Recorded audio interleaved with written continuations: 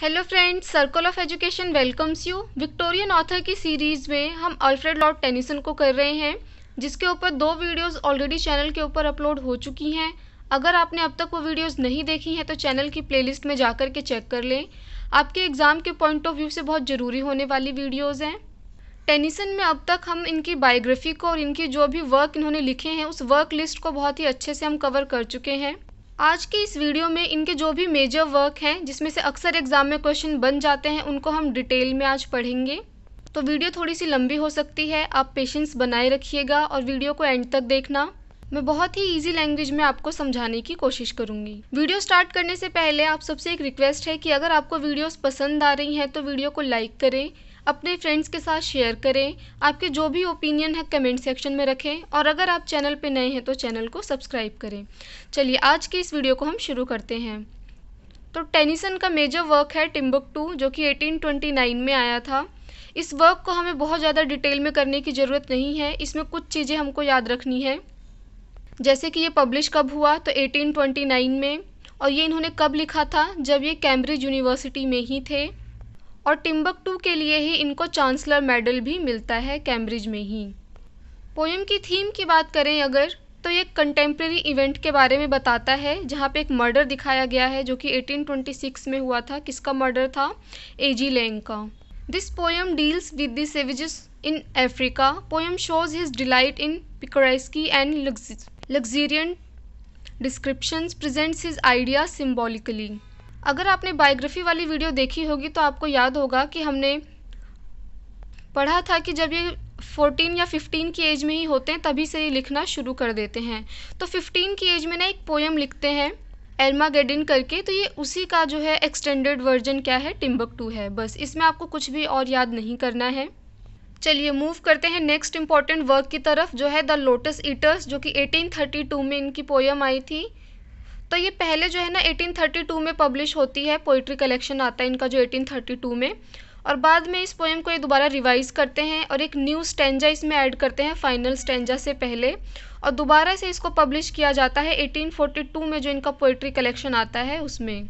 आप work list जब देख रहे होंगे तो आपको थोड़ी बहुत कन्फ्यूजन हो रही होगी, तो आपको कन्फ्यूज नहीं होना है। इनकी कुछ पोएम्स जो हैं वो बार बार जो है पब्लिश होती हैं रिवाइज्ड वर्जन के साथ। ये जो स्टोरी है ना लोटस ईटर्स की, ये कहाँ से ली गई है? होमर्स की ओडिसी से ली गई है। तो अगर एग्जाम में क्वेश्चन बनता है कि इसकी स्टोरी कहाँ से ली गई है तो ये होमर्स की ओडिसी से ली गई है, या फिर हम ये भी बोल सकते हैं कि लोटस ईटर्स जो है it is based on Homer's Odissi.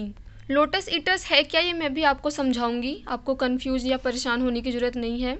तो ये पोएम टेनिसन ने लिखी कब थी? ये अपने फ्रेंड, इनका जो फ्रेंड था अर्थर हलम, जिसके हमने जिक्र किया था बायोग्राफी में बहुत ज़्यादा, इनके साथ ये एक ट्रिप पे जाते हैं स्पेन में, और जब वहाँ से आते हैं तो वहाँ से इंस्पायर हो करके ये इस पोएम को लिखते हैं। पोएम में क्या है कि पोएम डिस्क्राइब करती है एक ग्रुप को।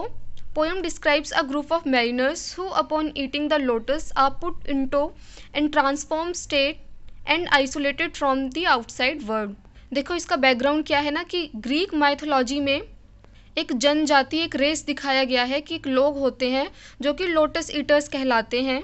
वो एक ऐसी जगह पे रहते हैं जहाँ पे एक लोटस ट्री है, एक पेड़ है, तो उस पेड़ का जो फ्रूट है और जो फ्लावर्स है ना, ये उसी को खा करके ज़िंदा रहते हैं। और उस फ्रूट को और फ्लावर को खाने से होता क्या है कि ये एक नशे में आ जाते हैं। उसमें थोड़ा बहुत जो है नारकोटिक इफ़ेक्ट हमें देखने को मिलता है जो लोटस का जो फ्रूट और फ्लावर होता है। तो उससे क्या होता है कि जब वो उसको खाते हैं तो उनको बड़ा ही सुकून मिलता है, वो नशे में आ जाते हैं, कुछ उनका काम करने का मन नहीं करता है और पीसफुली जो है वो सो जाते हैं। एक्चुअल में होता भी यही है ना, जब हम नशा करते हैं, जैसा फिल्मों में दिखाया जाता है कि कोई नशा कर रहा है तो अब क्या उसको रियलिटी में क्या हो रहा है उसको कोई मतलब नहीं है, वो पीसफुली अपनी लाइफ जो है इंजॉय कर रहा है, सो रहा है, उसको कुछ नहीं करना है। तो यही सब जो है इफ़ेक्ट यहाँ पे देखने को मिलता है कि लोटस ईटर्स क्या है, कम्युनिटी है जहाँ पे वो रहती है, वहाँ पे सिर्फ उनका जो प्राइमरी फूड है जिसके ऊपर बेस्ड है उनकी लाइफ, वो लोटस ही है, लोटस का फ्रूट और जो फ्लावर है, और वही खा के वो लोग जी रहे हैं। बेसिकली अपनी जो लाइफ है वो नशे में गुजार रहे हैं। तो इस पोएम में ना जो इशू दिखाया गया है वो क्या है? Involvement and escape, activity and idleness. Basically ये पोएम जो है ये फॉलो करती है फिलॉसफी ऑफ इनएक्शन को। तो अगर एग्जाम में क्वेश्चन बनता है कि टेनिसन की कौन सी पोएम है जो फिलॉसफी ऑफ इनएक्शन को फॉलो करती है, तो आपका आंसर होगा लोटस ईटर्स। क्योंकि लोग जो हैं मज़े से नशे में घूम रहे हैं, कुछ करना नहीं चाहते हैं, रियलिटी से भाग रहे हैं, एस्केप कर रहे हैं, खाली बैठे हुए हैं, कुछ करना नहीं चाह रहे, इनएक्टिव हैं। टेनिसन की ही एक पोएम है यूलाइसिस, उसको पोएम ऑफ एक्टिविटी कहा जाता है। इसको अभी हम डिस्कस करेंगे तो आपका जो है कॉन्सेप्ट और अच्छे से क्लियर हो जाएगा। तो यूलाइसिस जो है पोएम ऑफ एक्टिविटी है और लोटस ईटर जो है पोएम ऑफ इनएक्टिविटी है। लोटस ईटर क्या है ना, एक ड्रामेटिक मोनोलॉग है जो कि इसको कनेक्ट करता है यूलाइसिस पोएम से। यूलाइसिस पोएम में क्या होता है ना कि यूलाइसिस एक वॉरियर होता है जो कि रेस्ट नहीं करना चाहता है, निकल जाता है घूमने, एडवेंचर करने। तो उसके जो साथी होते हैं ना, यहाँ पे ऐसा दिखाया गया है लोटस ईटर में कि अब वो परेशान हो गए हैं, वो थक गए हैं, वो जो है सेटल होना चाहते हैं इसी आइलैंड पे जहाँ पे लोटस ईटर्स रहते हैं। ये चाहते हैं कि अब इनको रिस्पॉन्सिबिलिटी अपनी लाइफ में बिल्कुल नहीं चाहिए। ये भी चाहते हैं कि ये जो लोटस का फ्रूट है, फ्लावर है, उसको खाएं और बहुत ही आराम से सुकून से ज़िंदगी अपनी नशे में गुजार दें। वो रिस्पॉन्सिबिलिटीज़ से भागना चाहते हैं, ऐसा लोटस ईटर पोएम में दिखाया गया है। लोटस ईटर जो पोएम है ये जानी जाती है अपने सीनिक डिस्क्रिप्शन के लिए, अपनी पिक्चोरल क्वालिटी के लिए, अपनी म्यूज़िकल क्वालिटी के लिए, और इसको जो है स्पेंसेरियन स्टैंजा के अंदर लिखा गया है। इसी के साथ जो है लोटस ईटर यहाँ पे कंप्लीट होता है। अब जो है हम यूलाइसिस पोएम जो है टेनिसन की ही उसको डिस्कस करते हैं ताकि आपके दोनों ही पोएम के जो कॉन्सेप्ट हैं वो क्लियर हो जाएं और आपको कोई कन्फ्यूजन ना हो। तो यूलाइसिस जो पोएम है ये एक ड्रामेटिक मोनोलॉग है जो कि ब्लैंक वर्स में लिखा गया है। और अगर बात करें कि ये किस पे बेस्ड है तो ये डांटे की इन्फेर्नो और होमर्स की ओडिसी पे बेस्ड ये वर्क है जो टेनिसन ने लिखा है। इस पोएम को लिखा गया था 1833 में ही, लेकिन ये पब्लिश हुई थी 1842 में। बात करें अगर इस पोएम की थीम की तो इसकी थीम है a passion for knowledge and adventure and philosophy of action. तो यूलाइसिस क्या है, पोएम किसकी है, फिलॉसफी ऑफ एक्शन की, यानी अपोजिट है लोटस ईटर से। यूलाइसिस है कौन, यूलाइसिस एक ग्रेट हीरो है जो कि लड़ने गया हुआ है ट्रोजन वॉर के अंदर और अपनी कंट्री से बाहर है, उसको बाहर रहते हुए 10 साल हो गए हैं। तो यूलाइसिस जो है उसको बिल्कुल भी पसंद नहीं है कि उसका टाइम वेस्ट हो, वो घर पे आराम से बैठना बिल्कुल भी पसंद नहीं करता है और उसकी जो लाइफ इस वक्त चल रही है ना उससे वो बहुत ज़्यादा सेटिस्फाइड नहीं है। यूलाइसिस को फील होता है कि उसने अपनी ज़िंदगी, अपना टाइम जो है वो वेस्ट कर रहा है अपनी एज्ड वाइफ के साथ। वाइफ का नाम क्या है, पेनलोप है। तो उसको लगता है कि उसने अपना टाइम जो है अपनी एज्ड वाइफ पेनलोप और अनसिविलाइज्ड पीपल जो है इथाका जहाँ पे ये रहता है यूलाइसिस, वहाँ के लोगों पे जो है ये अपना टाइम वेस्ट कर रहा है। तो ये क्या करता है, अपनी सारी रिस्पॉन्सिबिलिटीज़ जो है ना अपने सन को दे के चला जाता है। सन का क्या नाम है, टेलमैकस। तो जब सारी रिस्पॉन्सिबिलिटी अपने सन को ये दे देते हैं यूलाइसिस, तो यूलाइसिस क्या करता है, अपना घर छोड़ देता है और अपने साथियों को लेकर के एक मिस्टीरियस वोयाज पे निकल पड़ता है।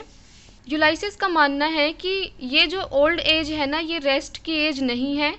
इवन ओल्ड एज में भी हम ऑनर, इज्जत जो है कमा सकते हैं अगर हम मेहनत करते हैं तो ये क्या करता है, मोटिवेट करता है अपने कंपेनियंस को कि कुछ अच्छा काम करो मरने से पहले ताकि लोग आपको याद करें। इसी पोएम में कुछ फेमस कोट्स हैं जो अक्सर एग्जाम में आ जाती हैं, आइए हम उनको डिस्कस करते हैं। Come friends, this not too late to seek a newer world. ये लाइंस यूलाइसिस जो है अपने कंपेनियंस को मोटिवेट करने के लिए बोलता है कि आओ फ्रेंड्स, ये बहुत ज़्यादा देर नहीं हुई है। मतलब यहाँ पे एज की बात हो रही है कि हम इतने भी बूढ़े नहीं हुए हैं और ये बहुत लेट नहीं हुआ है, हम एक न्यू वर्ल्ड जो है अभी भी सीख कर सकते हैं। To strive, to seek, to find and not to yield, made weak by time and fate but strong in will. कि क्या है कि टाइम के साथ और किस्मत के साथ हम थोड़े से कमज़ोर हो गए हैं क्योंकि बुढ़ापा आ गया है, लेकिन अभी जो हमारी विल है, जो हमारी इच्छा शक्ति है वो अभी भी बहुत ज़्यादा स्ट्रॉन्ग है। I can not rest from travel, to follow knowledge like a sinking star beyond the utmost bound of human thoughts. उम्मीद है आपको ये तीनों ही पोएम बहुत अच्छे से समझ आ गई होंगी और यूलाइसिस और लोटस ईटर के बीच में जो कन्फ्यूजन है या इन दोनों के बीच में जो भी कनेक्शन है आपको उससे रिलेटेड सारे डाउट्स क्लियर हो गए होंगे। आज की इस वीडियो को हम यहीं कंप्लीट करते हैं। अपकमिंग वीडियोस में इनके जो अदर मेजर वर्क हैं हम उनको डिटेल में डिस्कस करेंगे। तो अगर आपको वीडियोस पसंद आ रही हैं तो वीडियो को लाइक करें, अपने जो भी ओपिनियन है कमेंट सेक्शन में रखें और अगर आप चैनल पर नए हैं तो चैनल को सब्सक्राइब करें। Thanks for watching this video.